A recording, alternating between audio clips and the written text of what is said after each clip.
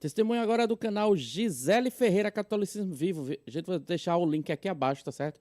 Para você entrar lá no canal da Gisele e se inscrever. Vamos bombar esse canal dela também, tá certo? Todos os canais que eu deixo aqui na descrição, por favor, entra lá, se inscreve no canal. Também dá uma força a esses missionários católicos. Meu testemunho de conversão ao catolicismo, de protestante, ateia, espírita, até a fé católica. Vamos lá? A partir do momento que eu descobri que Jesus estava presente de corpo, sangue, alma e divindade na Eucaristia, eu falei, meu Deus do céu, não tem outro lugar no mundo que eu queira mais estar do que este lugar. Eu falei, é aqui. Seja bem-vindo a este canal. Se você se interessa nesse tipo de conteúdo, eu peço que já se inscreva, deixe seu like e compartilhe com as pessoas que você acha que também vão gostar desse tipo de conteúdo e com aquelas pessoas, né, que já que a gente vai falar hoje de conversão, aquelas pessoas que você sabe que estão nesse processo, né, de querer participar da Igreja Católica, mas ainda não tomou aquela decisão de sim, eu vou ser católico. Compartilhe com essa pessoa. Eu tenho certeza que esse vídeo vai ajudar essa pessoa. Exatamente, gente. Se vocês souberem, né, pessoas que estão nesse processo também de conversão, estão buscando, né, entender mais a fé católica, compartilha esses vídeos com elas, tá certo? Ajuda aí, ajuda compartilhando, mostra esse testemunho de pessoas que pensavam também iguais a elas. Vou encontrar o caminho dela. Então hoje eu vou contar como que foi a história da minha conversão, como que eu saí de uma protestante que depois acabou sendo ateia por alguns anos, para agora ser católica apostólica romana com muito orgulho, porque eu tenho certeza da minha decisão. E hoje eu vou contar para vocês por que eu tenho essa certeza, por que eu sinto tanto assim no fundo do meu coração que esse é o meu lugar, que a Igreja Católica Apostólica Romana é o meu lugar, sempre foi o meu lugar. Então vamos lá? Quando vocês verem eu olhando aqui para baixo, gente, é porque eu fiz um roteirozinho aqui para eu não me perder, tá? Na ordem cronológica dos fatos. Meu nome é Gisele, eu tenho 29 anos. E eu nasci numa família protestante, numa das igrejas evangélicas mais conservadoras que existe. Eu não vou citar nomes de denominações de igrejas de onde eu fui criada, de onde eu passei, porque o meu intuito aqui nesse vídeo não é de expor essas igrejas, falar mal delas, né? O que eu vou citar aqui, que eu tirei de conclusão, é a minha visão. Eu não tô aqui pra julgar ninguém, nem pra dizer o que é certo e o que é errado. Tô contando a minha visão. Esse vídeo aqui é sobre a minha vivência que eu tive. Então eu nasci nessa igreja, fui criada, meus pais me levavam quando eu era criança. E apesar de eu ter saído de lá, eu sou muito grata pela base da fé e valores que essa igreja me deu. Então eu frequentei e participava de tudo, tinha reuniões, né, dos jovens, todo domingo eu tava lá, às vezes no meio da semana eu também ia. E eu me batizei nessa igreja aos 13 anos. Lá tinha muitas proibições, tudo era pecado, você não pode cortar cabelo, você não pode pintar unha, você não pode fazer isso, não pode fazer aquilo, né? E eu fui virando mocinha, né? Então, assim, já não foi dando certo uma coisa com a outra, porque eu não podia ser simplesmente uma adolescente normal. Eu fui criada, né, nesse lar, assim, bem conservador, eu sempre tive temor. Então, enquanto eu consegui, eu segui essa doutrina. E eu observava também que lá tinha muito julgamento. E de amor ao próximo servia pouca coisa. Sim, existia caridade. Nós, por exemplo, que éramos uma família pobre, né? A gente às vezes passava por dificuldades e o pessoal da igreja levava cesta básica, cobertores e doava pra gente. Mas eu percebia que tinha mais julgamentos e apontação de dedo um pro outro do que realmente o amor ao próximo, do que a caridade, do que cada um olhar para sua salvação. Todo mundo estava preocupado com a salvação alheia. Ok. Quem pecava lá era isolado do resto, de tanto julgamento que tinha. Então, por exemplo, se descobriram que fulano de tal amigou, né, tá só morando junto, nossa, passa longe, aquilo ali, entendeu? Não é de Deus. Então, assim, era uma coisa muito que estavam muito preocupados com o pecado alheio, em vez de olhar pra si, né, em vez de buscar o perdão a Deus, tem gente que é muito assim, esquecer do outro, beleza. Além disso, eles eram muito focados no Antigo Testamento. Lá, então, Deus é mais justiça do que amor, pelo jeito que pregam. Então, você fez isso, fez aquilo, você vai queimar no fogo do inferno. A justiça também não deixa de ser uma prova de amor, né? Você ser justo não deixa de ser um ato de amor também. Pronto, entendeu? Não tem aquela parte de que, mas Jesus morreu na cruz para tirar o pecado da humanidade. Então vamos recorrer a Jesus, pedir perdão para ele, pedir para ele interceder, né, por nós, pelos nossos pecados, porque a gente está todo dia pecando, a gente não é perfeito. Então, aos 15 anos, eu parei de frequentar. Nessa fase, eu simplesmente saí da igreja e não estava frequentando mais nada. E por volta dos 18 anos, eu fui para uma outra igreja, que eu também não vou citar o nome, mas moderna, entre aspas, que fazia assim, umas coisas mais para atrair os jovens, né? E nessa época, eu vou deixar um detalhe bem importante, você grava aí no seu subconsciente que isso tem muito a ver com a minha conversão para a igreja católica. Nessa época aí, eu ganhei um colarzinho de Nossa Senhora e uma imagem de Santo Antônio, de uma amiga minha. Na verdade, ela era mãe de uma amiga minha, mas acaba que a gente era todo mundo amiga, né? Só para dar uma explicação, o vídeo não está com a velocidade alterada não, viu? É o vídeo dela que é assim mesmo. E era meu aniversário e ela me deu um colarzinho de Nossa Senhora e falou: Gisele, eu sei que você não acredita nela, mas eu estou te entregando, te dando esse presente e pedindo a ela que te proteja. Então eu só quero que você acredite que ela vai te proteger. Eu falei: amém, ela vai me proteger. Coloquei o colar e usei esse colar até perder ele. Beleza, eu ficava nessa igreja por um tempo e saí, sendo protestante. porque era aquela fase de sair pras baladas. Eu tinha feito 18 anos e eu queria ir pra balada. E aí, uma coisa não condizer com a outra, claro. Eu ficava ali em cima do muro. Uma hora eu tô na igreja, uma hora eu tô na balada. Eu tô na igreja, tô na balada. Mas aí teve uma época que eu voltei e me aprofundei mais. E eu cheguei a trabalhar até na salinha das crianças. E eu gostava muito, muito. Preparava a aulinha, falava de Jesus pra elas, era maravilhoso. Só que assim, quanto mais perto eu chegava da administração dessa igreja, mais coisa errada eu percebia. Então eu comecei a me questionar. Nessa época que eu estava trabalhando na salinha, eu já estava muito envolvida com os pastores, estava muito próxima dessas pessoas que eram próximas do pastor, de administração. E eu comecei a me questionar, porque assim, eu comecei a prestar mais atenção nas pregações e perceber que pregavam muito sobre prosperidade. Começavam pregando, dizendo que sabe aquele seu sonho, você vai conseguir, aquele emprego, aquela casa própria, aquele carro novo. Sempre sobre bens materiais, gente. Sempre era pregado sobre bens materiais, sobre prosperidade e que você vai reinar sobre os seus inimigos. E aí, a pregação era muito voltada para isso. E no final da pregação, sempre, aí já apagava as luzes da igreja, era aquele negócio, e assim, o povo começava a falar, aquela coisa, né, aquela fervorosidade toda. Nesse momento que tava todo mundo já chorando, nossa, porque Deus vai me dar a casa, tá?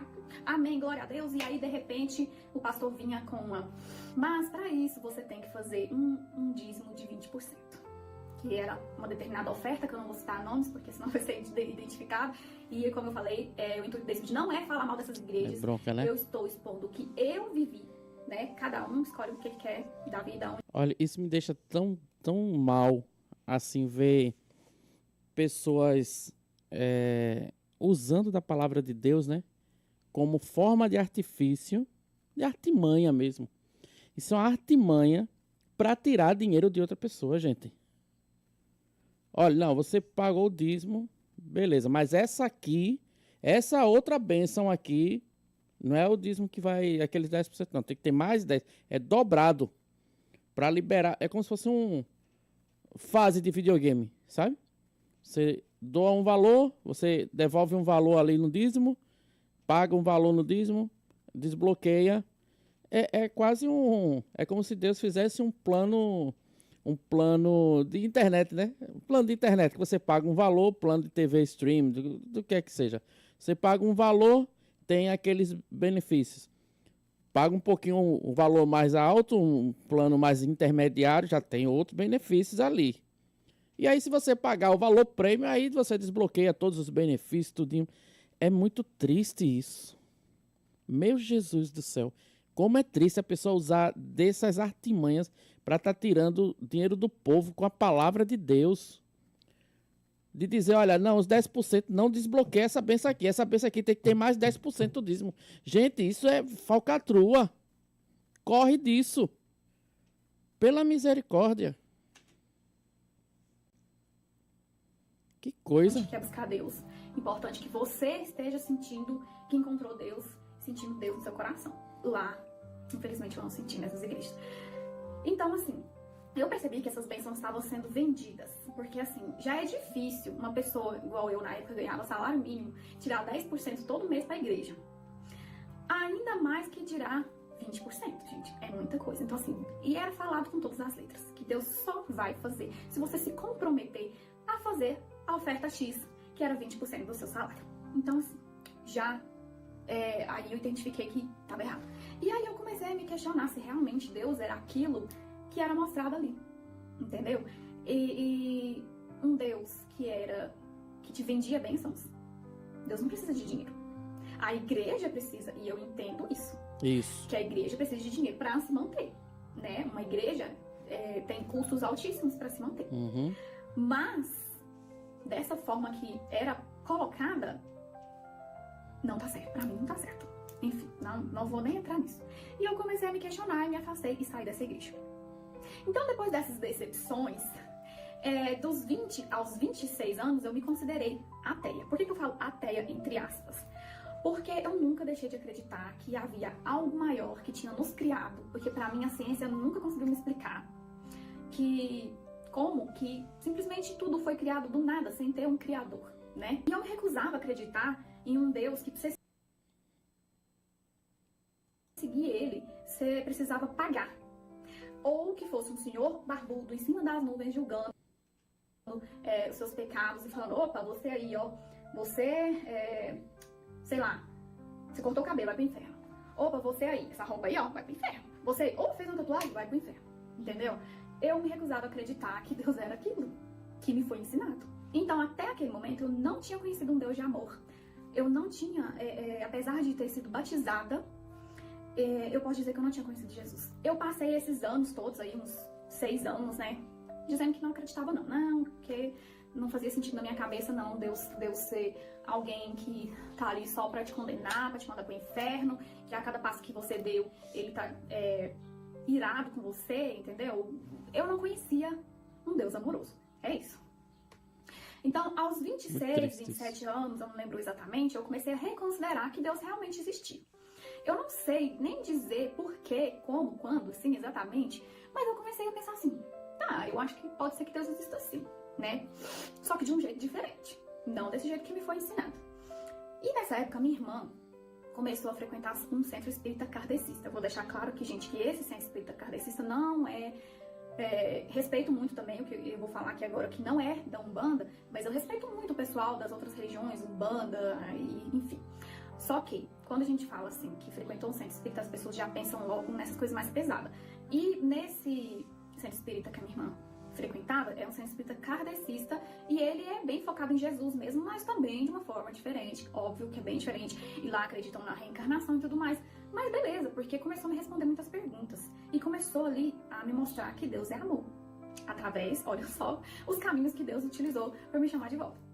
Através do centro espírita, que eu comecei a me interessar e querer participar, eu descobri que Deus é amor. Eu entendi, eu conheci um Deus de amor, e não um Deus de prosperidade, de triunfo sobre os inimigos, ou de irado querendo te mandar pro inferno, entendeu? Eu comecei a entender. E uma coisa que lá é muito pregado, e que na igreja católica também eu percebo muito, é aquela frase, fora da caridade não há salvação. Eu nem sei se essa frase é bíblica, se foi algum santo que falou, eu sei que eu já ouvi muito essa frase, tanto no centro espírita quanto na igreja católica.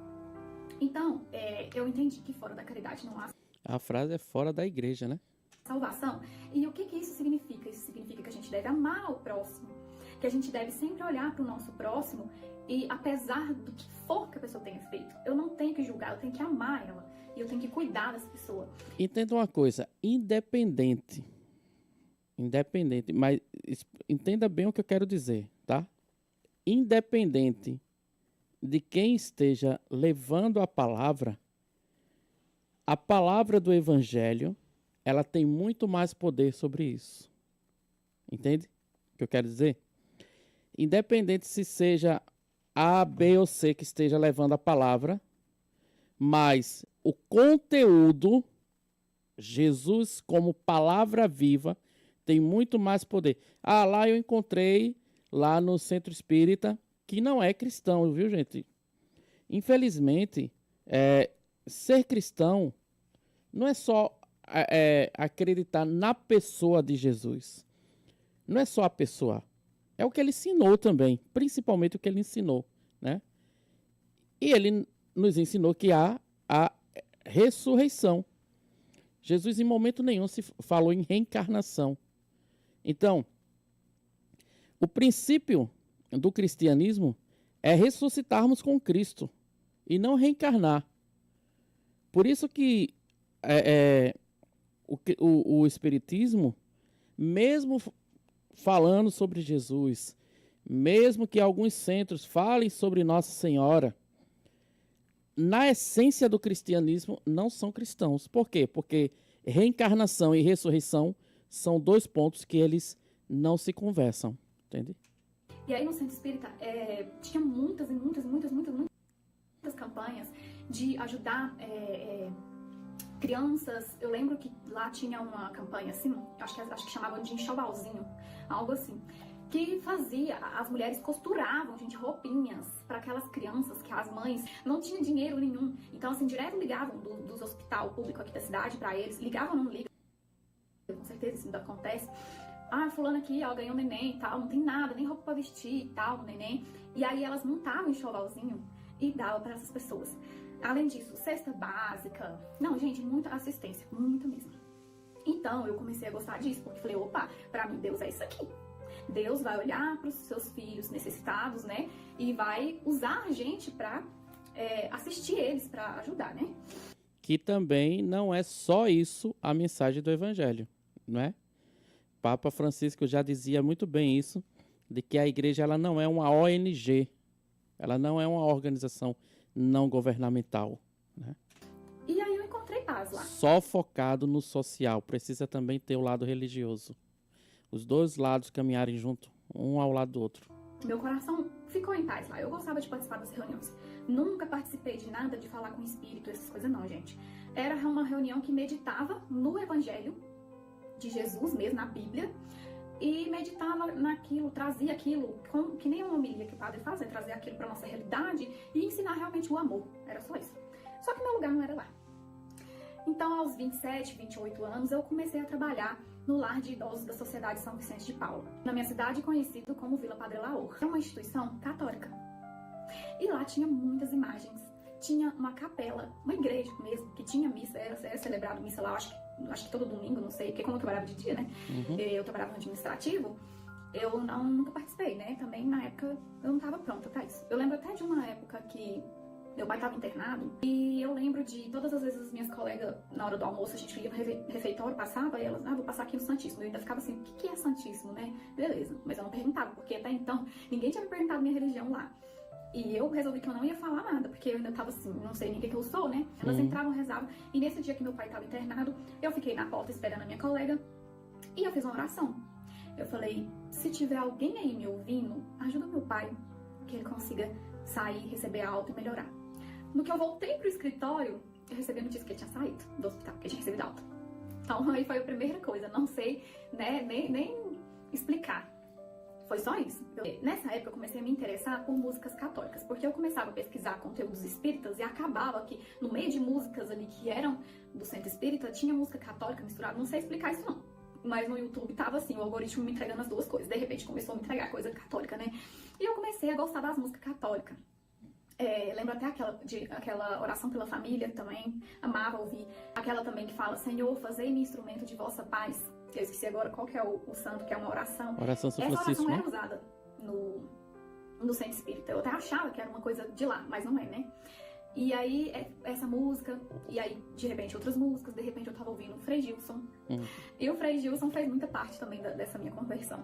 E aí eu comecei a me interessar nessas músicas, e assim, como na igreja evangélica tem muitas, assim, tem pelo menos 3 músicas de louvor no início do culto, eu achava que na missa também tocava essas músicas, que não são litúrgicas, hoje eu entendo que tem música, mas são músicas litúrgicas, mas eu achava que tocava, tipo, essa do Padre Zezinho e tal, ia tocar lá na missa, e eu falei, eu quero ir na missa pra mim, né, pra ouvir o Padre Zezinho. Música e sentir, sei lá, né, eu queria louvar a Deus, não sabia dizer, e aí eu comecei a querer ir na missa, mas não tinha coragem de ir, e nessa aí, eu ganhei lá no Lar Vicentino, um chaveiro com a imagem de Nossa Senhora Aparecida, que nessa época meu pai estava doente, eu precisei sair de lá, e quando eu fui sair, elas me deram uns presentinhos, no meio desses presentinhos, um chaveirinho de Nossa Senhora. E eu peguei, tirei foto desse chaveirinho e mandei pra minha sogra. E minha sogra já tinha percebido que Nossa Senhora estava me chamando de algum jeito. E aí, no que eu mandei pra minha sogra, ela falou assim, pois é, ela tá querendo ser sua mãe. Eu olhei aqui e falei assim, como assim? Como assim ser minha mãe? Eu não sabia nem quem era Nossa Senhora. Eu não fazia ideia que era Maria. Como assim mãe, né? Mas eu peguei esse chaveiro, olhei e falei assim, tá, eu aceito você ser minha mãe. Falei isso pro chaveiro. E aí, beleza. Contextualizando também, toda a família do meu marido é católica. todo mundo é católico. E desde que eu conheci ele, que hoje tem 9 anos, desde que eu conheci ele, eu sempre tive muito envolvida em coisas da Igreja Católica. Então eu sempre tive presente, né, em terço, missa, casamento, crisma, enfim. Eu só não ia assim, missa mesmo no domingo, sabe? Mas missa de corpo presente, essas coisas, né? Infelizmente, né? Porque a gente não queria ter passado por isso, mas eu tava lá. E aí o que aconteceu? Depois desse ocorrido, de ganhar o chaveirinho de Nossa Senhora Aparecida, e aí vocês vão lembrar também do colarzinho que eu ganhei de Nossa Senhora Aparecida lá atrás, quando eu ainda era da segunda igreja, e dessa vez agora eu ganhei um chaveirinho sempre de Nossa Senhora Aparecida. Em 2024, em maio de 2024, eu e meu marido fomos padrinhos de crisma de uma priminha dele. E aí, nessa época, eu achei o máximo, eu fiquei muito feliz, porque assim, ela chamou meu marido pra ser padrinho. Meu marido, ele é batizado, primeiro Eucaristia, crisma, tudo certinho, né? Ele podia ser padrinho. Só que eu não era católica, mas mesmo assim, fomos, né? E eu achei o máximo, eu amei. E nesse dia da missa, do crisma dela, eu fui muito tocada. Eu não conseguia tirar os olhos do altar. E nessa igreja lá, vou ver se eu acho uma foto pra deixar aqui, uma foto do altar da igreja. Se eu não achar, me perdoe. Mas essa igreja, o altar é lindo, gente, lindo. Tem imagens, né, de Jesus. Agora, eu não tô muito lembrada, mas eu acho que tem Nossa Senhora de um lado e Jesus do outro. E eu ficava vidrada nesse altar, nessas imagens e pensando. E assim, nessa missa foi quando eu fui lá no banco onde minha sogra estava sentada, que a gente estava separado como a gente era padrinho, e ela não. Eu fui lá e falei assim, me mostra onde que é o Santíssimo que a senhora fala. Aí ela me mostrou, aquela luz vermelha lá e tal, lá é o Santíssimo. Mas ainda assim, eu não estava entendendo bem o que era, não. Mas nesse dia, eu fiquei muito feliz. Muito feliz.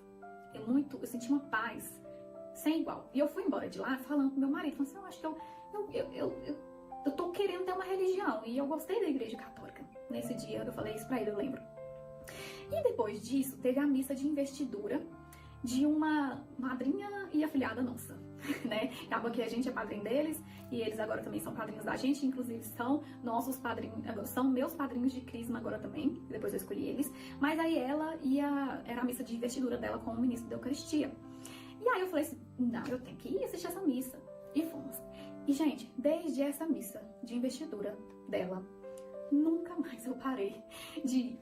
Eu falei assim, eu quero estar aqui, eu gostei, é aqui que eu quero estar, aqui que é o meu lugar. E ali, gente, eu descobri que Jesus estava presente na Eucaristia. A partir do momento que eu descobri que Jesus estava presente de corpo, sangue, alma e divindade na Eucaristia, eu falei, meu Deus do céu, não tem outro lugar no mundo que vai ganhar a minha presença, a não ser esse lugar.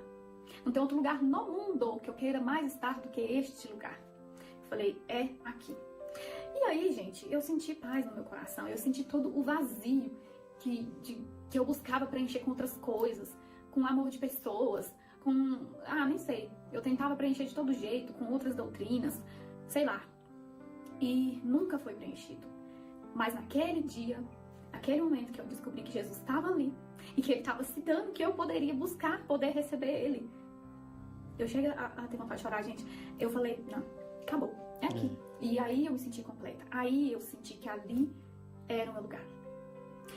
Então, dali em diante, eu entrei pro terço da família, que eles rezam, a família do meu marido reza todo mês na casa de uma pessoa. E inclusive tava faltando uma casa para completar as 11 casas, porque era deles. Em dezembro é a novena de Natal.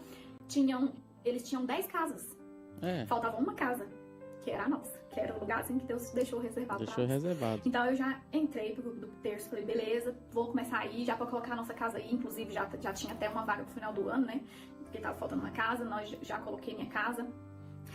Em junho, na festa de São João, olha aqui, em maio eu decidi que era o meu lugar lá. Em junho eu já fui trabalhar nas barraquinhas de São João. Depois, eu não lembro, não tô lembrada agora quando que é o dia de São Judas, eu sei que é no final do ano, mas trabalhei também já em 2024. Depois disso, já trabalhei também em festa de São Peregrino. Gente, trabalhei. Já fui trabalhar. Daí eu fiz matrícula na catequese. Eles esqueceram de me chamar, eu fui atrás. Isso aí, tem que ir atrás. Fiz a catequese.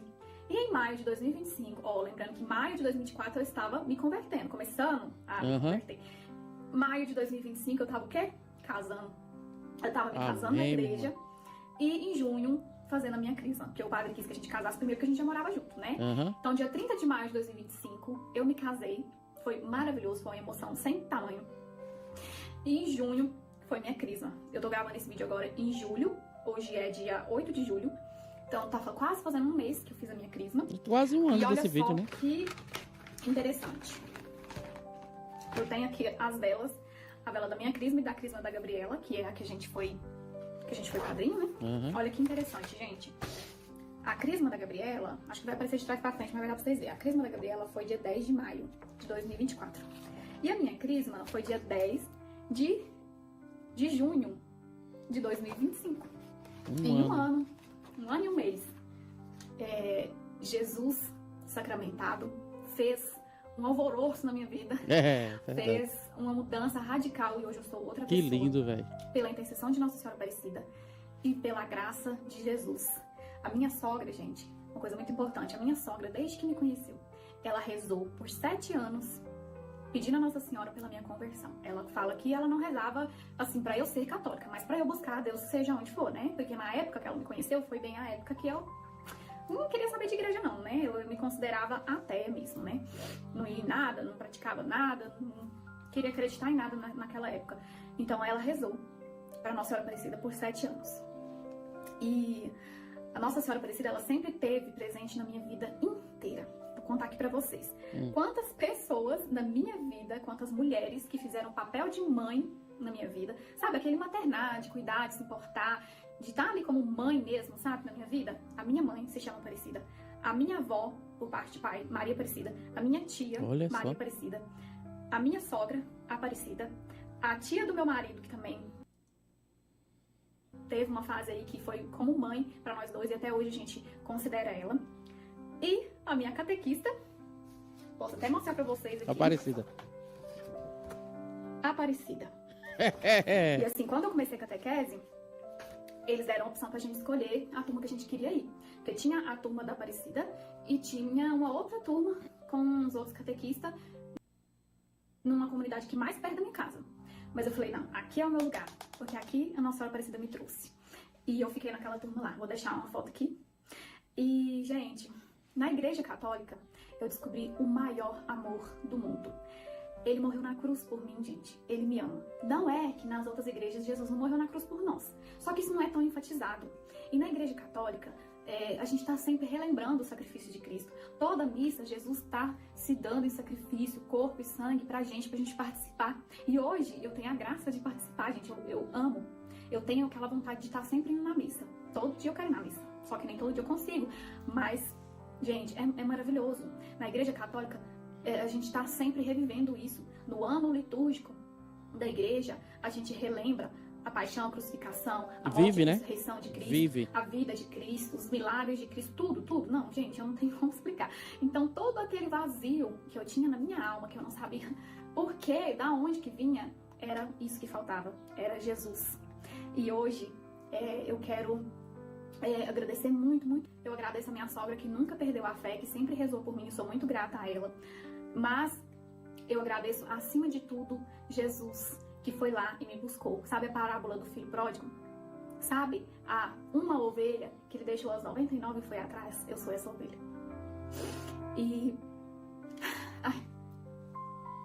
é muito gratificante e não tem palavras que possam expressar a alegria que eu sinto de estar aqui hoje. Então, assim, eu não tenho dúvidas da minha fé. Eu não tenho dúvida de que esse é o meu lugar, que a Igreja Católica Apostólica Romana é a Igreja de Cristo e é o meu lugar. Então, eu só quero te dizer que se você está passando por um momento de conversão, se você está naquele momento de dúvidas, olhe para a sua vida e veja se esse vazio que você tem no coração não é falta dele. Ah, mas eu já conheci Jesus em outra igreja.